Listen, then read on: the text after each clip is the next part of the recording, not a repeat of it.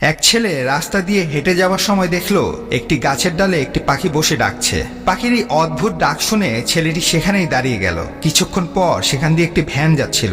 সেই ভ্যানে ছিল 4 জন লোক, একজন হিন্দু ভ্যান চালক, একজন কৃষক, একজন কুমার ও একজন হুজুর। সেই ছেলেটিকে গাছের দিকে চেয়ে থাকতে দেখে হিন্দু ভ্যান চালক বলল, কিরে কি দেখিস? ছেলেটি ভ্যান চালককে বলল, কাকা দেখেন তো এই পাখিটা কয় কি? সেই হিন্দু ভ্যান চালক বলল, পাখিতে কয় হরে কৃষ্ণ রাধা। সাথে সাথে কৃষক বলল, ধুর মিয়া, পাখিতে কয় পেঁয়াজ রসুন আদা। এবার কুমার বলল, আমি স্পষ্ট শুনেছি পাখিতে কয় হাড়ি পাতিল খাদা। আর হুজুর কয়, না রে ভাই, পাখিতে কয় আল্লাহ রাসূল খোদা। গাছের নিচে দাঁড়ানো সেই ছেলেটি সবাইকে বলল, আপনারা থামেন। এক আল্লাহ, এক রসুল ও এক কোরআন হওয়া সত্ত্বেও মুসলমান কেন দলে দলে বিভক্ত আজকে আমি ভালোভাবেই বুঝতে পারলাম। চিন্তাকে উন্মুক্ত করুন, তাহলেই পাখির আসল ডাক শুনতে পারবেন।